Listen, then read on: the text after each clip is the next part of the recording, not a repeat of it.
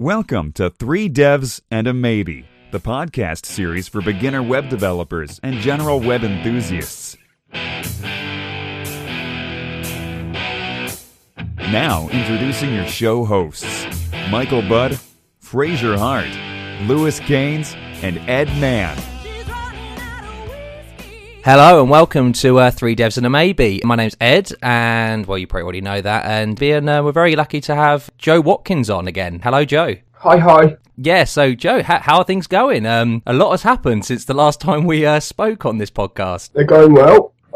We're all settled and into the new house. And how is Isle of Wight? Is it night? What's the weather like around there at the moment?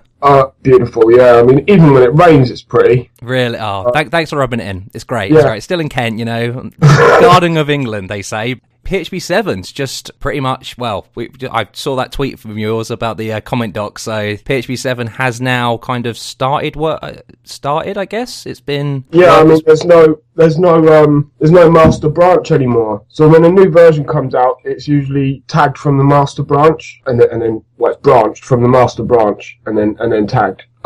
So the master is now actually version 7 and includes the next generation patch. Right, so I suppose why 7 and not 6 is always the good joke. Like, yep.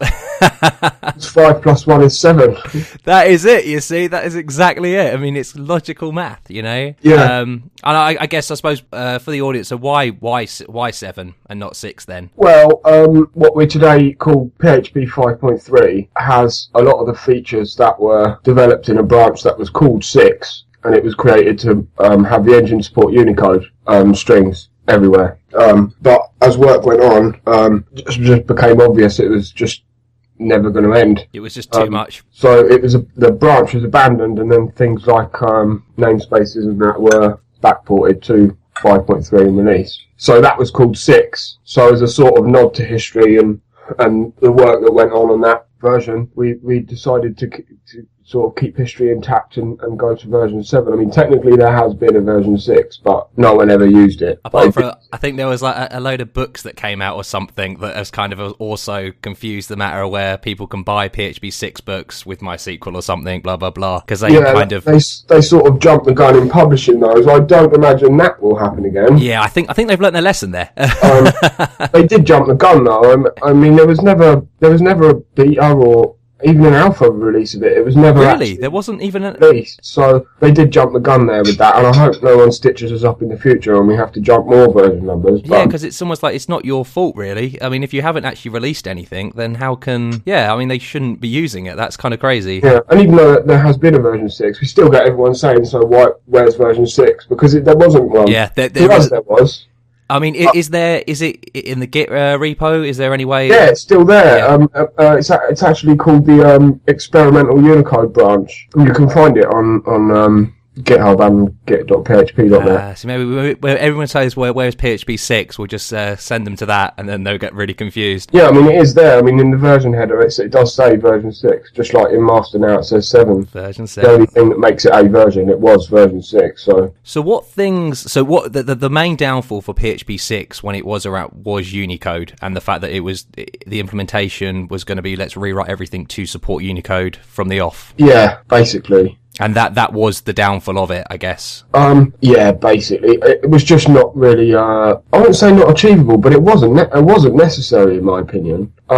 What they'd done was sort of in C, strings very simple. They're character arrays. Yeah. One character is 1 byte. So in a Unicode string, one character could be more than 1 byte. So obviously the really basic stuff like telling the length of a string is difficult if one character is not 1 byte anymore. You can't do it fast, and you can't do all kinds of clever arithmetic to find out the end of a string or the it's just not as I don't know the word, but it's Unicode makes just something simple like strings much more very complex. And as you said, there's so many ways of representing these Unicode code points that you can do UTF-8, UTF-16, UTF-32, and it just gets a big endian and little end. It becomes I think they chose to use UTF-16 in the experimental branch, and it just didn't. And it's a lot of bloat as well for because you're still using most of the strings you have in your application do not need to be Unicode. they don't. I mean, you haven't written them in Unicode. So I know there's no source code at this time that uses the Unicode for... Yeah, I know there are parts of the world that do that, but they shouldn't. But if they want to share and they want their code to be used, they shouldn't. So yeah, I don't buy that was required. I don't buy that the string that's constructed to include a file needs to be Unicode. Yeah, it does seem a bit excessive, doesn't it? Yeah, that was. I mean, it was a lot of effort went into it. And well, that's what. When did it actually start? I mean, this is going back in history, but PHP. When did start the branch? That kind of diversion to its own version. Yeah, I don't really remember much of last week, so I can't really say. But yeah, the 5.3 when 5.3 was released, that had what was going to be PHP 6. A lot of the stuff, the namespacing, first class functions, and except for the Unicode. Yeah. So I suppose moving on to PHP 7, will there be the same mistake, or no? There is no. No, it won't work. There's no. The definition of crazy is to do the same thing over and over. Yeah, once you've done it, get it once. It's your own fault the second time. Yeah. So no, that won't work, and it's not necessary still. So I thought the other day I was just playing around with the idea to just have, people complain that the string API in PHP is pretty poor and inconsistent, and it's not. Well, it is. It's consistent with C, so it's no surprise. But to everyone else, it's a surprise, I suppose. And so Nikita Popov, when he was working on this scalar methods thing, he defined a really nice API for strings, and so I copied it, and I implemented it with ICU. It's very simple code, but it does the job, and you have Unicode string support, and it's just an extension at the moment. Now, it's not probably going to stay like that, but it's a proof of concept that shows we don't need to actually tear apart the engine. That is awesome. We can just do it. We can just do it in a simple way. So that's probably what we're going to do. Probably. I mean, there's no RFC for it yet because I'm waiting on Phil Sturgeon. You hear him to be the voice for this, yes. Yeah, he's really good with people. Absolutely. He's really good with people. I'm not, so I let him do that, and he's really good at it. So it'll be good to have him on board. So I asked him, he's going to get on board. He's just a bit busy at the moment. He'll do an RFC, and then hopefully there won't be much resistance because it's so obvious. Well, that's also so. What made you drew you to do PHP 7 Unicode support? Was that really just because it was started to do PHP 7 stuff? Could it be backported to 5 version 5? When I wrote it, actually, I did write it for 5.6. But then NG's coming out, and we need this solved. I don't really think PHP 5.6 is going to be used.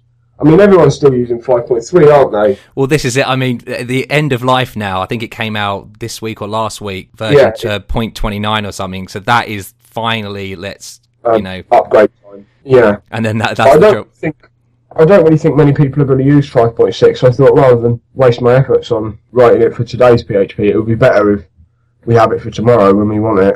No, that sounds awesome. So I just changed it to work with NG only. So I'm PHP 7, so I'm not going to backport it because it's going to probably be quite a lot of effort. I've only got a prototype at the moment. It works, but it's a prototype, so it will change. And I don't want to do that work twice because NG and 5.6 are quite different. Yeah, because that's what I was going to ask. Actually, the next thing was what is so different about PHP 7 then? What currently has been added to it? Well, the patch, the NG, at the moment, PHP 7 just consists of NG and some other RFCs built on top of NG, obviously. And there's lots of work going on. The NG patch itself is a memory optimization. It's an exercise in memory optimization. Basically, we allocate less. Well, no, I'll just leave it at that. We use about the same amount of memory, but the way we use it is much more efficient.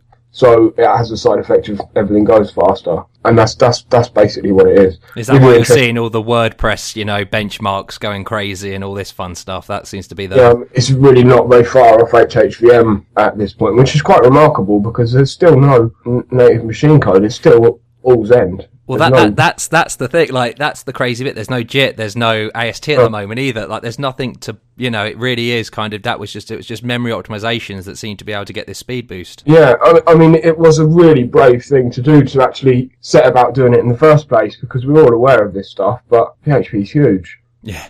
So how much work do you think went into, or have you seen the lines of code? Like, The work was ongoing for as far as we can tell about a year. before it without actually- anyone knowing? That's the only problem, wasn't it? I think that was the Well, thing not anyone, but very few people knew, and they were instructed not to tell anyone else, which I don't like. what was the reason behind that then? That seems But a little couldn't strange. give you one. Wouldn't be a decision I'd make. Couldn't give you a reason. Haven't heard a good one. I haven't got one. They just decided that was the way they were. That was the do way it. they're going to work with it, and Yeah, and the more people who are involved, the better. I mean, we know that's a fact with open source software. It's not like it's quite arrogant to assume that only 3 people could do it. But that's the way it went down. It's kind of old news now. Once it existed, it was like, well, it existed. It exists now. that's it. And that, I suppose, and that was that the start of saying, well, this is what now PHP 7 is going to be based off? Or was there a kind of a time where it was like people were still deciding, are we going to use this, or are we going to think about another way, or? You'd have to be barking mad to say, no, we're not going to use this. There was actually quite a lot of noise on the internal mailing list, but there wasn't actually an objection. There was just, to be honest, a couple of people making noise, and for various reasons they wanted to make a noise about it, and that's what they done. And so when it was announced that NG was going to move into master on Reddit, I saw a few people say, oh, I thought it was really controversial, but it wasn't. There was just a lot of noise. You can tell by the vote. Well, that's it, isn't it? Yeah, you can tell by the vote that it was not controversial at all. It was obvious we were going to have to use it. You know, I mean, we'd be mad not to. So, even though it does mean a lot of work for everyone who's got a bunch of extensions. that was what I was going to say next, because, of course, you do release quite a few extensions. Yeah. How much work is there going to be to actually update to PHP 7? To be honest, I started a couple of them. But I mean, I've only been looking at the code for a few months because I didn't tell anyone. So, and I know it seems like I spend all my life working on PHP, but I don't. No, you've got a day job, you've got kids, you've got a family, Yeah, exactly. yeah. No, yeah. I don't have much time to sit and read through explanations on the wiki, and I don't have that much time to read through the code. So it was only really and obviously the last sort of month or so I've been quite busy as well. So it was only when they actually said, right, it's now in master, I thought, well, we better really get on with this. Yeah, this is something that's actually real now to you that you have to deal with. Yeah, I'm going to have to deal with it. I mean, I voted yes. I want to deal with it. But I don't. It's like the do and don't. It's like part of you wants it because it's awesome. The other part is you're like, this is going to be so much work. I'm literally shooting myself in the foot here. But then what I'll get out of it is obviously better. I mean, especially for p-threads, because not that it's a bottleneck, but the way we used to do stuff would incur function calls, where now it's just pointer arithmetic. It's really boring stuff, really. So I won't talk about it, but.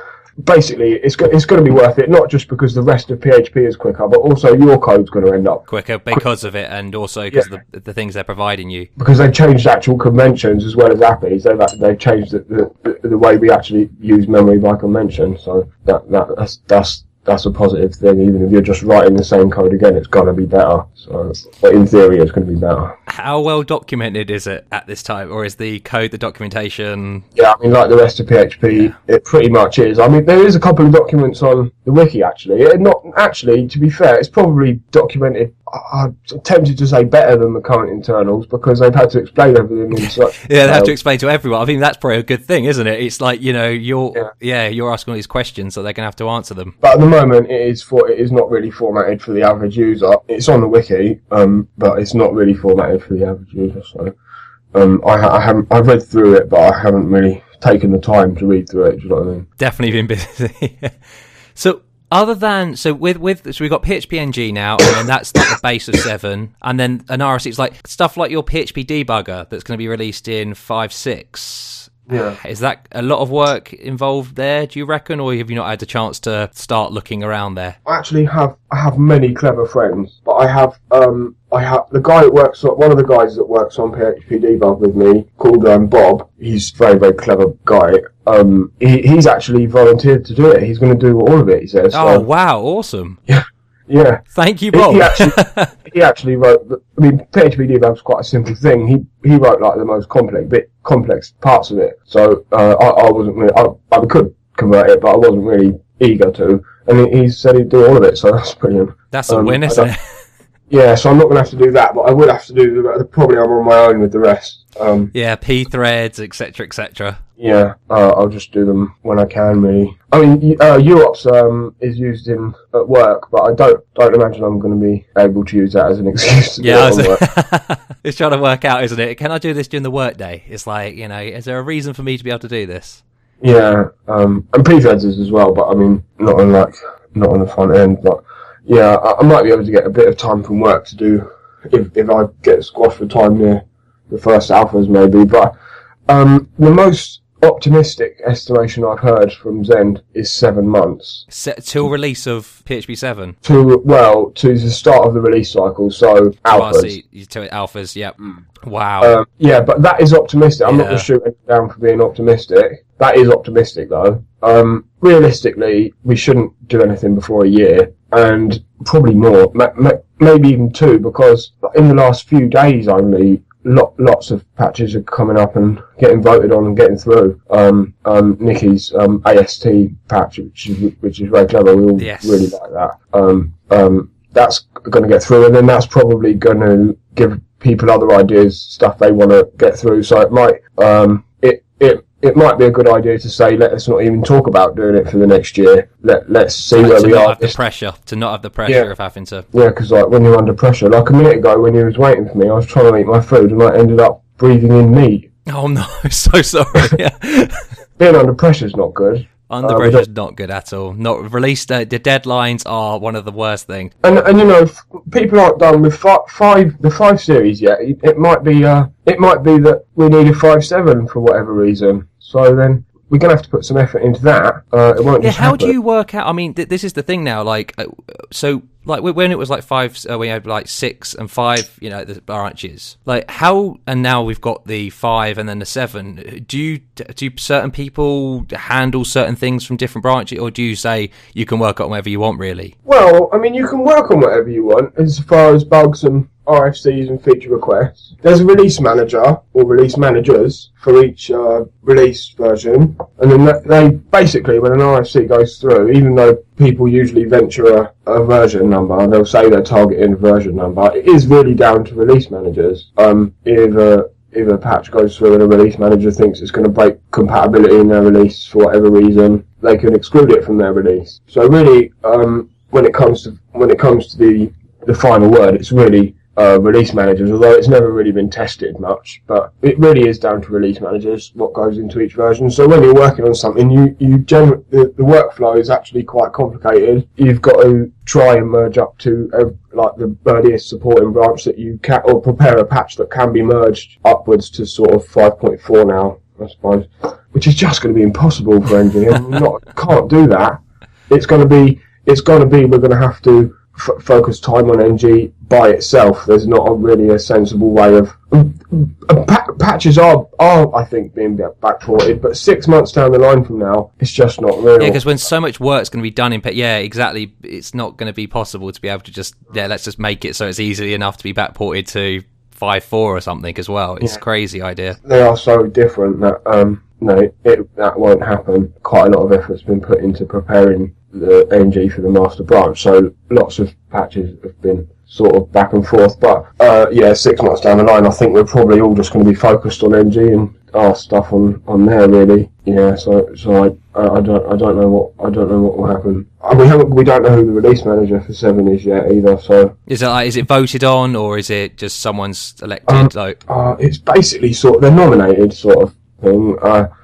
We have 2 release managers, and then, as far as I can tell, one release manager stays on from the last release, or they both do, and they help the new release managers. So, it's a transition kind of thing, like. Yeah, and then they do that for the next person, and then they do that for the next person. That seems to have happened for the last few releases. Hopefully, that will be the way it happens. But yeah, I haven't heard actually talk about nominating a release manager yet. I don't know. So one of the RFCs that have been coming around, as you were saying, with Nikita, I think it was, with the AST, the addition of an abstract syntax tree. Would you mind just explaining, like, in layman terms, what an abstract syntax tree is and what it's going to do for PHP 7, really? The current compiler, in layman's terms, the current compiler is very simple in that as a script is parsed, the action of parsing the actual text also compiles the code. So those two steps are put into Are one. one thing. Yeah. So the lexer and the parser are one thing. Yeah, but the parser and the compiler are one thing. Oh, sorry. The parsing does the job of compiling. So an AST separates out them two steps, which there are several. Just before the AST RFC, there was a uniform variable syntax. Yes, that was another RFC that looked very, very cool. Now, basically, there's all kinds of strange side effects in Zend of this one stage thing that restricts syntax, and they partly restrict what new syntax features you can have, and things like removing reserved keywords is really difficult, and it's just really out of date, basically. AST is much more modern. It's what all the modern languages, compiled languages do. You're basically splitting out the parsing and compiling into different problems. So someone can be solving, you can do special things around each one. Yeah, and also it gives us some of the optimizations that Opcache performs. Some of them, don't know how many. It gives us the opportunity to actually perform them on the AST directly, and it gives us the opportunity to think up more things that we could do. So everyone's really excited about that, because the kinds of things that Link, which is a Microsoft. Yes, Link expression trees and stuff like that. Yeah, this is possible because of the language is based on AST. It has an AST compiler. So things like that, they're really useful, quite cool, but totally more or less it's not impossible, but to do it in PHP you would have to parse it in PHP, obviously, which isn't terrible, but well, it's quite good actually. Nicky wrote that as well. Yeah, the PHP parser. Yeah, he doesn't really write crap. So that's good as well, but it's not really. It doesn't really feel like part of the language, and it's sort of, well, it should be by now. So yeah, that's like a no-brainer. I think everyone voted yes on that. Everyone's voting yes on it. The vote's still open, I think. So yeah, that's what it does. It splits out parsing and compiling into two separate stages. So I suppose, was there a reason why, again, that was done in PHP 7 and not PHP 5? Or is it something to do with NG changing things? Yeah, maybe. I don't know, to be honest. I think you'd have to ask him. I think it's just that it's a complex change, and it could have side effects we don't see right now. It needs time to mature. That's a very good point. Yeah, you've got this, because with PHP 7, you've got this kind of in the future thing where people are going to be hard work on it. So like now we can do stuff like change the compiler and change the memory manager even. Dimitri, one of the guys at Zend, has put a note out on internals. I don't think there's an RFC yet, but there's a note out on internals about a new memory manager. Yeah, so we can make these big changes and know that we've got time to test and stabilize them and get results from framework authors and things like that, and so I think that's probably just the reason, just that it just seemed like a good target. Because it's a major release and not a so you've actually... And there's probably a little bit of the fact that, obviously, 2 stages is more than 1, so it uses more processor time, it uses more everything. But that's negated somewhat by the fact that NG is so much quicker, so that's probably a bit of that as well, but I wouldn't say that for definite. It's just an observation that it was a good idea, because if there is overhead incurred, it will be mostly hidden by the advances NG has made. That's it, and then having the AST makes things, you can do some more funky things internally. I mean, I suppose one thing was, is it going to be available to you as a extension writer? Do you know that at the moment, or? Nicky hasn't proposed an API, but I think that's probably just because it's easier to get RFCs through when they're simple, or as simple as possible. So if he tried to propose an API, you'd probably just get bike shedding on how the API was wrong. The naming of things and so he's probably just doing that. I watch him and wait eagerly to see what he's going to do. If he doesn't do anything, which I doubt, but if he doesn't, then it's not too difficult. He's documented it well, and he's good programmer, Nicky, so you can read code he writes and understand what it's doing, and it won't be too difficult for someone else to do it. So that's probably what will happen if he doesn't do it himself, but I'm sure he'd rather he did it himself, because he's his little baby kind of thing, like. Yeah, and he's sort of the expert. He's the best expert we've got on it, because it's his code, so probably makes sense for him to do it. Even if someone else does it, he'll get involved and guide them and whatever anyway. That's good, because I suppose we've kind of like skipped a massive step here where, I mean, if it's all right with you, kind of, you've been working on PHP for a long time now, so you know the internals of it really well. And I suppose I just wondered, could you go through the life cycle of how a PHP file is run, like how it's executed, how it's parsed, how it's processed, and stuff like that, currently maybe in just PHP 5? Because I think users, it would be quite good for our listeners, they would understand, like, because we write the code in PHP and we think, oh, but then this black box almost that magically makes it so it runs and stuff, and how it's actually figured, and all that. And we talk about all this, that, like the compiler and Zend and Zen's virtual machine and lexers and parsers and stuff. So I just wondered, like, from the start off, say we've got this PHP script, how that is actually run, how it's broken up and all that stuff. Okay, well, PHP script is loaded. The file is loaded, just like you open a file with F open, and you lex it. Okay, so that means you turn the stuff in the file, the words and the characters and the symbols, into a token stream. Yep. And then you pass this token stream to a parser, and the parser works out what you're doing, and then the parser, at the same time as doing that, also compiles the code. So the code, when we talk about code internally, we mean something called operands. Every unit of code in PHP is an operand.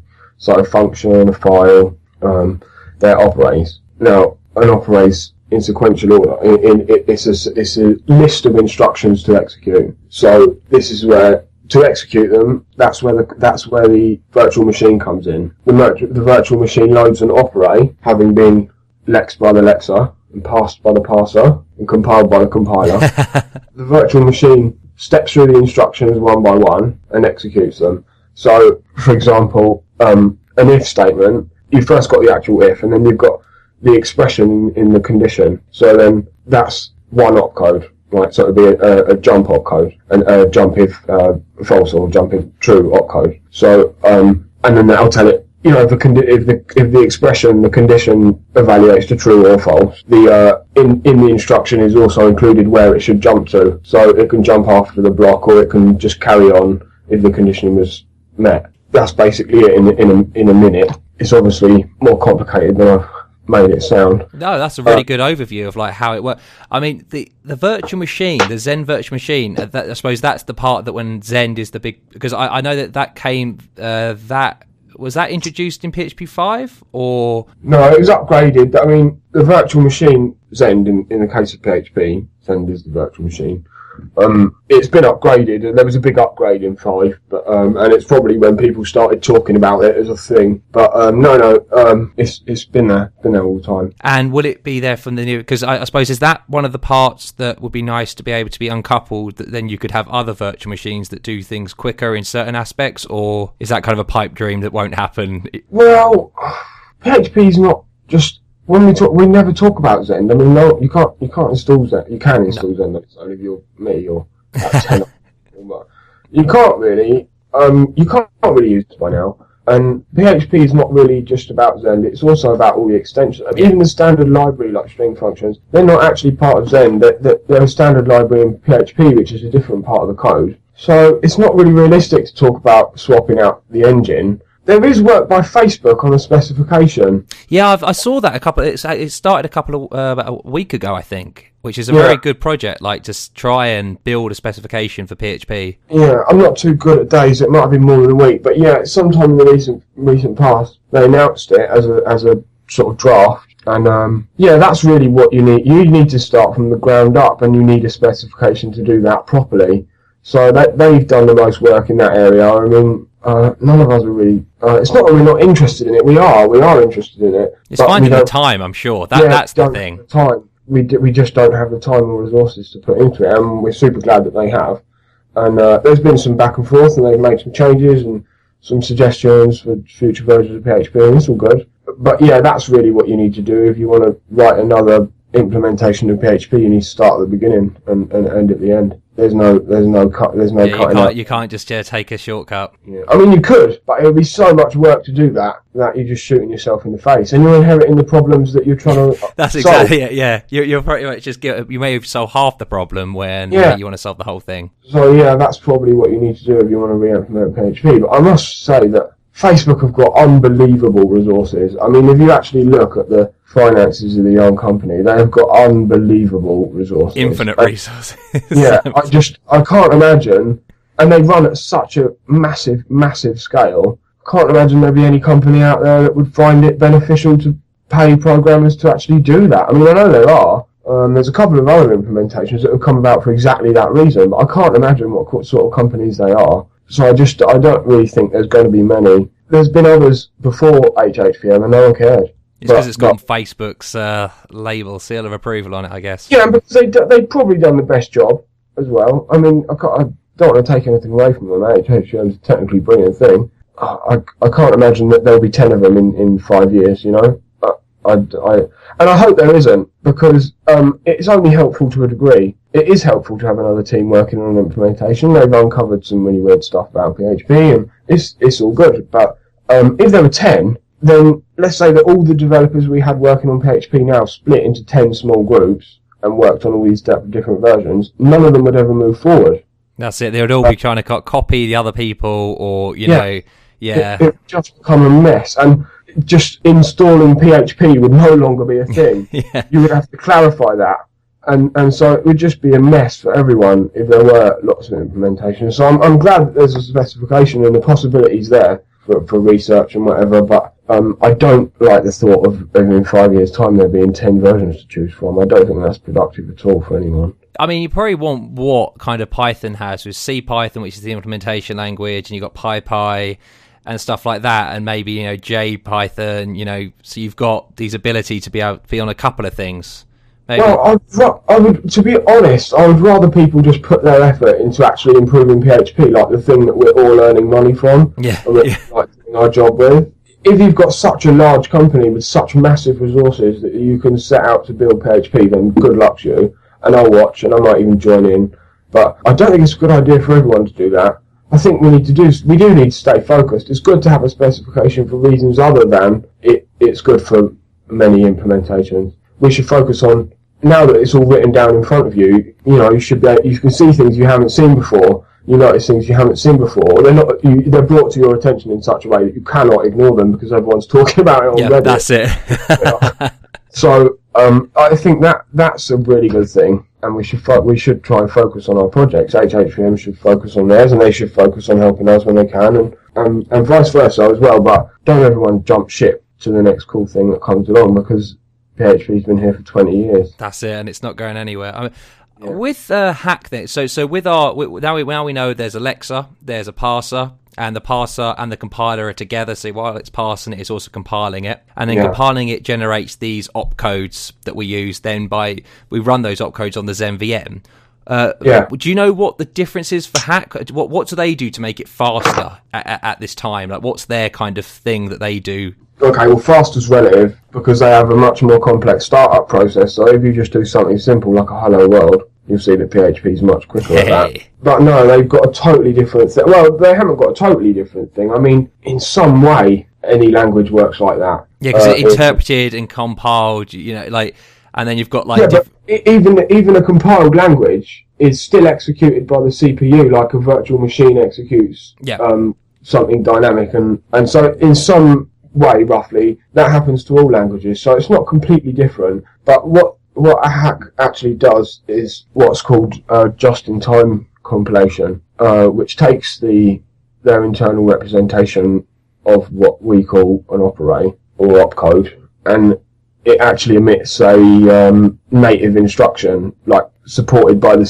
CPU for that instruction, so it doesn't have to be. It's not any more dynamic. It's not any more interpreted, rather. So that's what they basically do. So their implementation, they've got a dynamic mode as well, because for many reasons they've got a dynamic implementation as well. So they're dynamic they parse and compile the code the same as we do roughly, and then if they can, they emit native instructions so that a function will get faster as you execute it because it's been able to go through and say, oh, I can use this instead. So does it go through the virtual machine still when it's doing that native code, or does it just bypass the virtual machine? Native code can't really be executed by a virtual machine because it's not native anymore. It's got to be executed by the CPU. So it's complicated. It sort of switches in and out of the virtual machine when it can. When it's got native instructions to execute it, will. And I suppose that's when you said, oh, sorry. Not all code can be reasoned about to the point that you can execute it on a CPU. especially in a dynamic language, there's not types. You've got to do type inference, and that's complicated. Then can go wrong, and so then you have to roll back. You can go into the part that uses the actual CPU. You can have to abort that and roll back and then execute in dynamic mode anyway. Because the code can't be reasoned about, and so it cannot be executed natively, but that doesn't become obvious until you start executing it. So it's a really complicated thing, but they basically do the same thing, but they try to omit native instructions when they can, is basically what they do. So I suppose that's when you said at the beginning it's all relative to what bit of code you're doing and, kind of thing. Like if it's heavy mathematics stuff, I'm sure that you'll get massive speed boost there, but other things you wouldn't. Yeah, you will. But when I say native code, I mean, it is native in that it's executed by a CPU, but it's not native as in the same, it would look. Okay, if I wrote the code in C++ or C, what I compiled would not look like what it executes or compiles, because they are still inside their environment, and you can't just access when you've got a variable container in PHP. A variable can be any type, and so one variable can be any type, and so that container can't be accessed as a integer or a string. You have to kind of take into consideration. You have to access elements, and so this is known in assembly as load and store instructions. So loading the element, the second element of a struct or whatever, or array or whatever. That has to omit a lot of them so that their machine code can work with their internal representation of a Z-val. It is compiled, but it doesn't look the same as what it would if I wrote it. It's better than using the virtual machine, but it's not as good as compiling it natively, as you say, writing it from C and C++. Yeah. Even though if I wrote it in C++ and I cared about the container and stuff like that, the same instructions would be omitted. But obviously, if I wrote it in C++, I wouldn't care about the container. I can use native type, so it's not as good as it could be if I wrote it, but still very good, and still much better than a virtual machine doing it.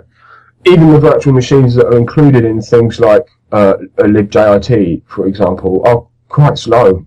I mean, very slow in comparison to proper native code on executing on the CPU. So yeah, that's basically how that works. That's awesome. Because actually, talk about libgit, that was one thing I noticed on your GitHub profile, that you had a little play around with that, and the notice that you were specifying that this value is an integer and stuff like that. Was that why then? Because then you're able then to say, look, I want this to be an integer, really. Don't worry about it being a container anymore. Oh yeah, I mean, that's to make it so you could do the same similar thing what C would and C++ would do when it's compiled down then, or okay. So what we've got in JITFU is like a back end. It's not a compiler. It's what you might use as the back end for a compiler. So it provides the machinery to make machine codes, but it doesn't actually know about types or anything like that, or syntax or anything like that. So yeah, you have to tell it types at the machine level. You have to give it types. So yeah, JITFU's a research project I started a while ago. Yeah, it's quite interesting because some cool things could come out of it. I know of some cool stuff that's being worked on, but I can't really talk about it. But that's good. Some cool stuff is coming. Yeah, definitely. The fact is that not all code in PHP needs to be machine code. I mean, there's no difference between me in C calling MySQL client library functions and you in PHP calling MySQL client library functions. So there's no difference. That's not what holds PHP up. That's not what holds applications up. Now there are cases where you've got a specific function that you need to be fast, but if you wanted all your code to be fast, you wouldn't be working in PHP in the first place. Exactly. You use PHP, use a dynamic language for its ease of use instead of it being performant. So I don't buy that compiling everything is necessary or correct, especially when it doesn't give you the same result as it would as me writing the code. So I think that's probably where we're going to see quite interesting things with the JIT stuff. Is not in. We won't gain anything from a whole implementation of PHP. What we will gain something from is being able to say, I want this one function here that I've written very precisely and that is very, not simple, but it should be fast, because it's things like arithmetic and... Yeah, the inner loops of something, the bits that you want, It should be fast, but because it's all got the overhead of coming in and out of the virtual machine, it isn't fast. And so you just should be able to say, just compile this one bit and give me a way to execute it on the CPU. And I think that's where we'll get interesting things come along. So there's another thing. So with Java and a language like Python, they emit bytecode, and the bytecode's then written and then run by the virtual machine. Is that similar to opcode, or? Well, modern Java has actually got a JIT as well. Yeah, basically a bytecode as well. I mean, some old PHP extensions refer to opcodes as bytecodes. They're basically it's the same thing. Yeah. Same time. So that kind of gets that gets so and when we say an opcode cache, that's really doing, because normally I mean this is again like just think like if you run a Python file, you know, you run it once and you'll find that you get a PyC file that is just a compiled bytecode of it. The opcode, the op caches just store that stuff and run that instead of going through all the lexing, all the parsing, all the compiling again. Yeah, that's right. Yeah, the life cycle of a PHP script is quite different with an opcode cache. Yeah, although it's not just as simple as I've seen quite a few diagrams, even by quite prominent individuals, that are wrong. I've seen a lot of explanations say that. Okay, so we do up in the first request, we do up to the compilation stage, and then before we execute it, the opcode cache, let's call it op cache, gets control of the operate, and it makes necessary changes, and it caches it in shared memory. The shared memory is memory that can be accessed by multiple processes, and so this is how an op cache is shared among your many Apache workers or whatever. Yep. So I've seen people say that on the second request, the code is read from shared memory and executed, but that can't happen. That will never be able to happen.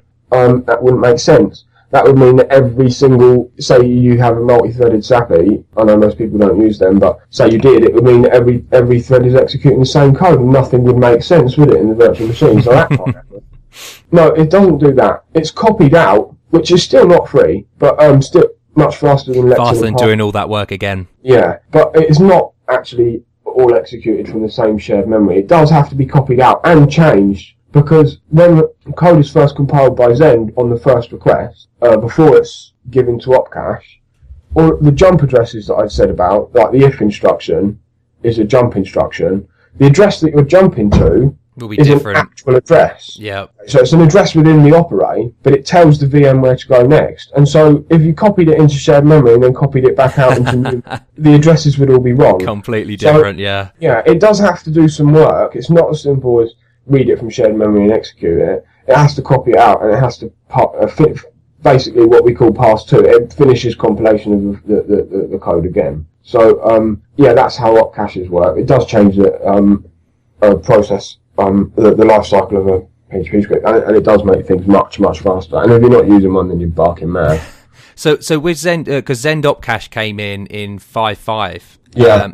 But before that, a lot of people using like APC. Did that work similar? Yeah, they do work similar. Opcache, previously named Zend Optimizer, the clue's in the name. It actually it caches the code, and then also it performs optimization. So I've got some details of this if anyone wants to read about it. I'll give it you to put on the show. That'd be awesome. It does some quite interesting things, quite obvious things like compacts literal arrays, so if you use the same string twice and things like that. It does quite obvious things, but it does some advanced things as well, and it actually makes the code faster than you have written it. And APC didn't do that and didn't attempt to do that. It's very clever, but not really finished. But yeah, will we ignore that?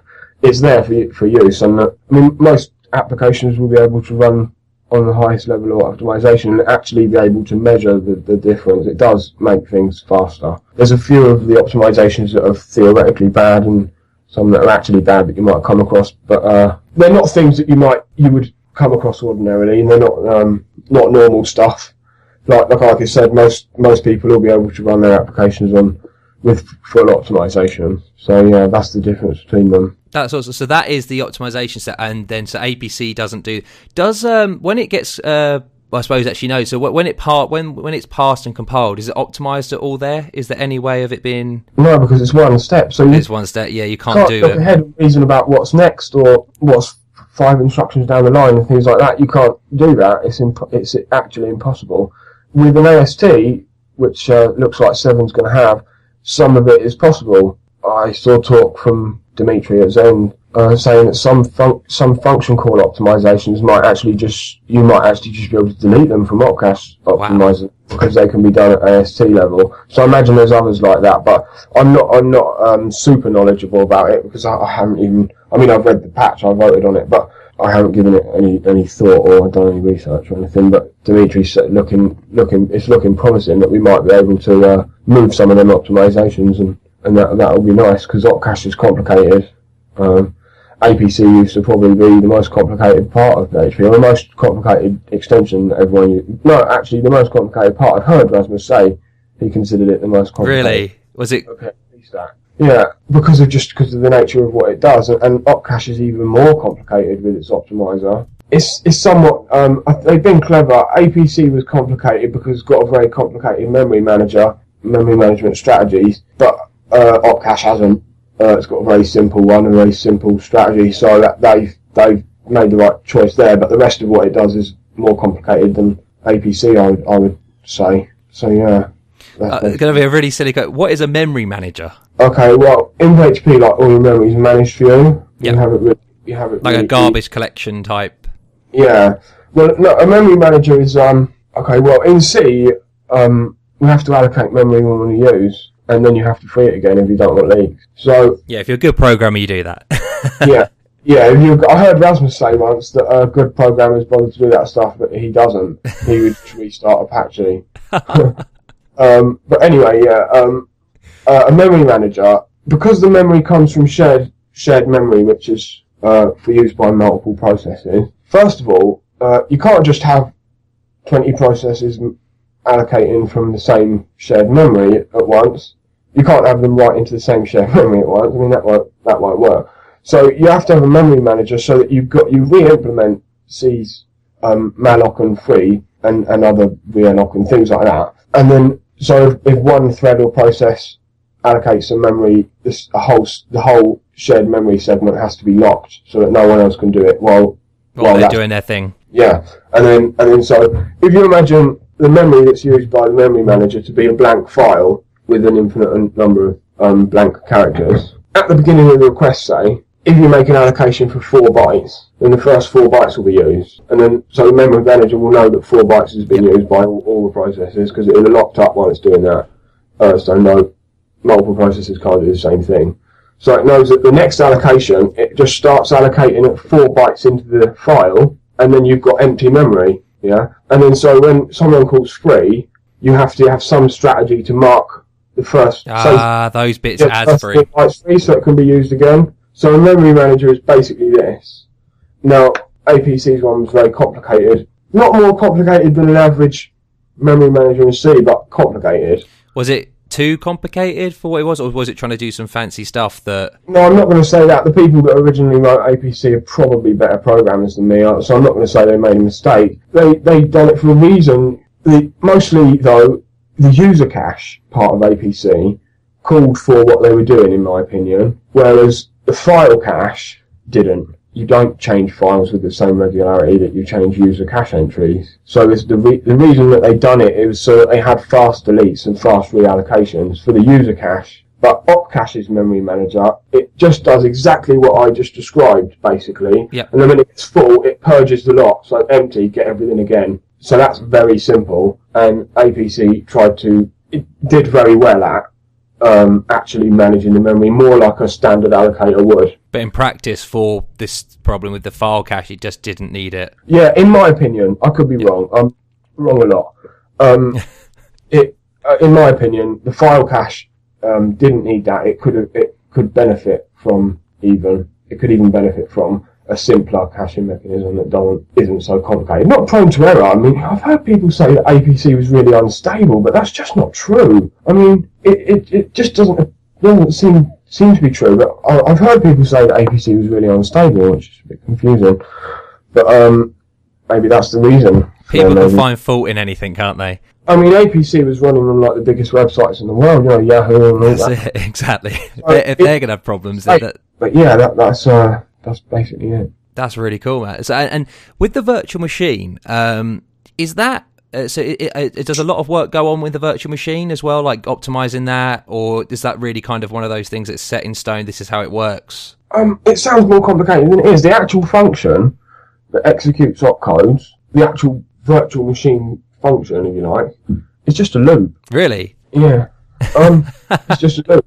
So that can't really be optimized. Well, no, let's just say that can't really be optimized. But and the instructions, like jump into another opline, or an opline is what we call an index in the op array. So if you imagine in PHP code op array and then with a 0 offset or 1 offset, that would be like the first opline at a 1 offset. Yeah. They can't really be optimized in that they're already as simple as they could be. Well, the only optimizations that could have really been done have been done in PNG. I'm sure there are others, but I don't know about them. The only obvious thing that we could all see is that we don't use memory very efficiently. We allocate loads of memory and then free it almost immediately, and that's just terrible programming. So yeah, they're legacy decisions that I look forward to not having to live with anymore. That sounds like a really nice thing, doesn't it? So I thank you for your time, man. I really do. There's only one last question I really would like to ask you, and it is kind of like, what do you want added to PHP 7? Well, Unicode String I would like, but I'm not. I don't know that the API looks like it should, and I only just really started on it. But I would like Unicode String support, not because I don't actually have any problems writing applications that need to support Unicode, but I know that it's difficult, and I know that it could be easier. So I'd like that so I can hear people. I don't have to hear people complain about it anymore. How are you storing your Unicode strings? Like UTF-8? It uses ICU, so by default they're UTF-16. Okay. But it's got lots of converters and lots of gadgets, so you can choose the code page when you construct a string. But yeah, ICU uses UTF-16 by default. By the API I'm using does at the moment. I don't know if that will change. Like I said, it's not final at all. Other than that, I would like to see something like Link. I would like someone to do that. That'd be beautiful. That would be amazing. Yeah, because it's so possible with the HTTP patch that it seems like a waste not to have it. It's powerful in other languages, not languages I like, but it is powerful. So I'd like that. I'd like generics. Yes. We talked about that before on internals, and we've sort of brushed on it with other RFCs. I would like that. Has come up in PHP 7 as well, talk? Well, it was carrying on from 5 stuff. I can't actually remember if it's actually been talked about in the context of 7. I think it was before we were even talking about NG that we were talking about generics. But because I know it came up in yours and Phil's type array of type. Yeah, it was one of them. Let's put it on the back burner type things. Let's have it at the same time as generics. That's what we got for the array of one. But I would like generics. Generic programming is powerful. I do use Java, and it is powerful, so I want that because it's not that difficult. Type hints, like primitive type hints? Levi Morrison's got a RFC out for return type hints. That would be very cool. There's one being discussed for scalar hints as well. Would that provide any optimization help for the parser and stuff to be able to or is it very much that's just user level? If we had a JIT, yeah, it would help with type inference, but we can't really use that information in a dynamic runtime anyway. We can, but it wouldn't be right. It could be mistaken. We will, but it will be mainly that they are able to make compiler and runtime checks, but not really optimizations. Just enforcing APIs really, which is nice anyway. More precise code's good anyway. I think return type's probably got more chance of being accepted because it's simpler and there's less to argue about. I wrote the patch for that, and I've got to do it again actually, but I wrote the patch for that. I'll be writing the patch for that one. And yeah, scalars I would like, but I'm not sure that the discussion is finished on that. So I'd like them for 7. I mean, the 7's in a year's time, and we actually proposed this return type hints for like now. But if we revisit it and we say, look, let's have it 7, unless we get all the bugs, we've probably got a better chance of getting it in, I think. What are people's negative thoughts about it? With the scalar hints? Yeah. Well, because it kind of changes the nature of PHP. Yeah, I suppose, yeah. Optional scalar hints? Well, they will be optional, but it still does sort of change the nature of PHP. And right now, we don't care about types. If you pass something to, we care about the context in which you use a variable, yeah? So if you pass something to strlen, for example, strlen, it will treat it as a string, no matter what. Yeah, even if it's a float, whatever it is, a long, sorry, yeah. So it sort of it changes the nature of it's hard to get right then. If you hint for a string and someone passes a float, what do? Do you just cast it? That's it, exactly. Do you cast it, or do you just throw an error saying, look, you've got... So what was the actual point in hinting for anything anyway? When a variable's used, its type is known from the context it was used in. Yeah. In most, so it sort of changes the nature of that, which is indifferent to really. It's just different. Not really worse. And like if we did have a JIT, we could use that information. It would be beneficial, and it is beneficial to write precise APIs and have them enforced properly. So I'd like that. I'd like them both sort of at the same time if possible. And then so generics and type hinting. I've heard talk of stuff that I would like, but I just don't really think is very achievable. But I'll put it out there anyway. Someone said they would like PHP to have a built-in event loop, which would be, to be honest, I can't imagine what it would look like. But I'm not super knowledgeable about that sort of thing. But event was similar to like React, like is that? Yeah. Basically, so but also for user land, but also for internals, so that we can schedule events internally. So I do think that's a really good idea, but I can't imagine what it would look like. But maybe I wouldn't be the best person to ask what it would look like anyway. So I would love to see at least some research on that, and I'll get involved where I can and whatever. But I'd love to see that, and then hopefully everyone can just sort of put their pens down and we can get to release. Yeah. So for as long as everyone's sort of, this would be cool, that would be cool, we won't actually get to This release. is kind of the stage at the moment where they're like thinking of all these cool concoctions you can do, like, because you've got free reign to... Yeah, the sort of same thing happened with 6. Yeah, that's the problem, isn't it? Well, it wasn't exactly the same, but the fact is that work was blocked by the Unicode stuff, and people just kept adding and adding and adding, and then they got stuck because they couldn't add no more while the Unicode wasn't being finished, and I don't want to be in that position again. So if we could just sort of come up with a sort of informal agreement between ourselves of what we want to do and what we want to actually achieve, just like you do at any other job. Yeah, that's it, yeah. That would be nice. If we could sort of have that level of organisation. I know it's difficult, but I don't think impossible. Especially with that, the bad taste in your mouth for PHP 6. That's the thing, isn't it? It's like you don't want another PHP 6. If we fail here, we will be the laughing stock of programming for as long as it exists. And 6 is just about, Perl 6, all of it, but we don't want PHP 6, we want 6. So we don't want to be repeating any mistakes or travelling the same paths. So I'm hopeful that we could just get a few cool things together that we can say, look, I mean, NG on its own is not enough to say this. That's it. I mean, the AST, those things are just amazing. Yeah, and I'm sure there's other RFCs that we don't know about yet that are cool, because that's how people tend to work at first.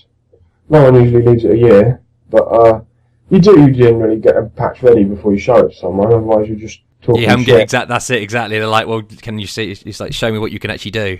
It's like, it's fine, you can talk about it, but what is it? If it's not done, I don't know what I'm voting on or reviewing, really. If there's no code, I don't really like that. I like for RFCs to come with a proper patch and one that I can test and accuse of being wrong. So with the finally with Nikita's blog post, you were talking about like with the string Unicode stuff and like having that unified clean, well done API for strings. Do you think we'll get pseudo objects types, Scala types like string? I was hopeful that was a really cool idea. It's really sort of.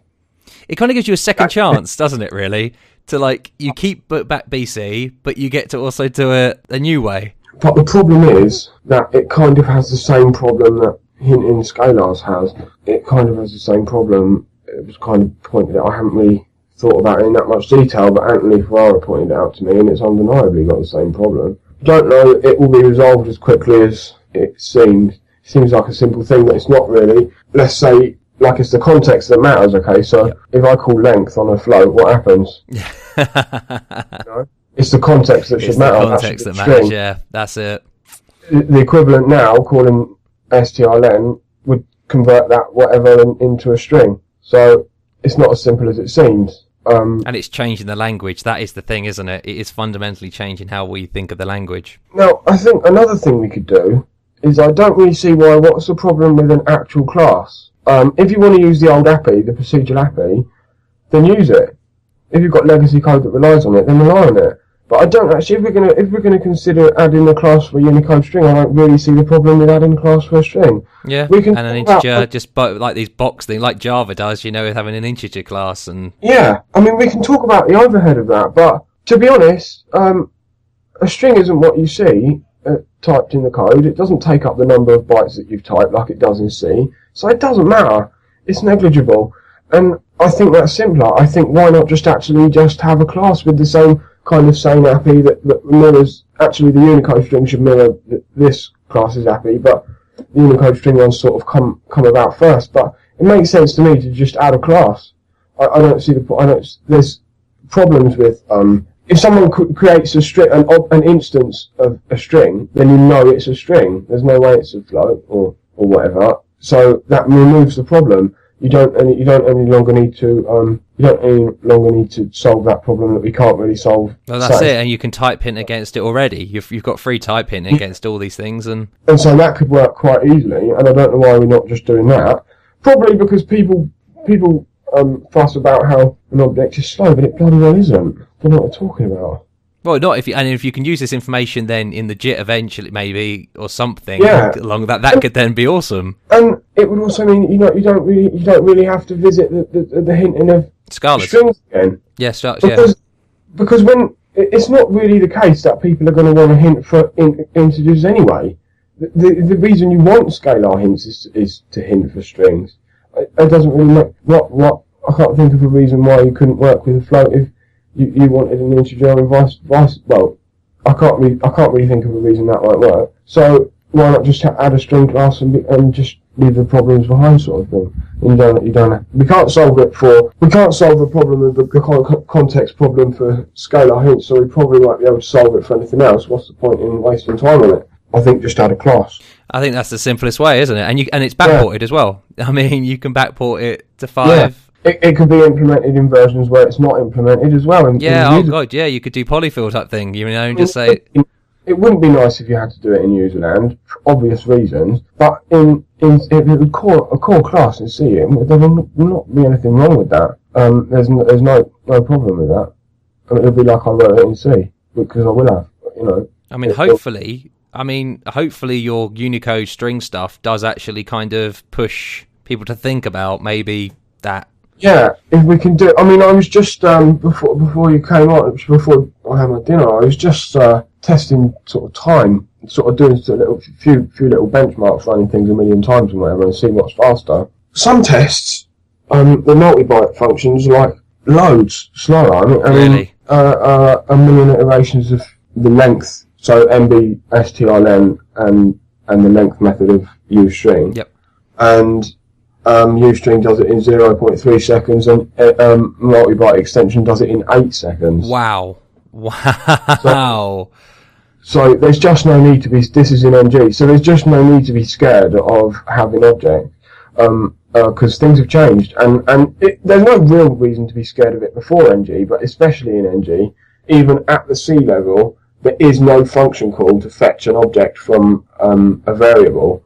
So internally, before NG, if you got past every variable you got past, if you wanted to fetch the object that variable represents, you actually had to call a C function, which is still a function anywhere. It costs, It's the same thing.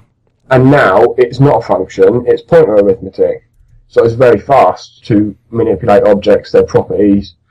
It's very good. By pointer arithmetic, do you just mean like funky C stuff that you can do instead, like timesing it by, being able to work out where things are instead of having to go and search for certain things? And basically, pointer arithmetic means so you get everything in every variable in C is an address. Really, you can think of it as a kind of address. And a pointer arithmetic is just when you sort of add. If you've got a struct and the members are in order. Okay, so the first struct say A and the second struct's B. And you've got the address of the beginning of the struct, or you've got the address of the beginning of the struct. You can calculate the address of the next one because it's just going to be whatever the size of this is without referencing their name. so you can do pointer arithmetic to tell where the other struct members are. And that's a lot quicker, and that's one of the things that they've done in NG to make it. It's a lot quicker than calling a function, yeah. I suppose it's a lot more complicated. I guess that's the thing that's kind of the trade-off. I mean, that's one of the things they've done. I mean, other things they've done are more complicated, but they're sort of spread out everywhere. Like, say you used to get all of the internal APIs, most of the internal APIs would take pointers to variables with like 3 levels of indirection, and so now we don't do that anymore because it's horrible. Yeah, a PPP.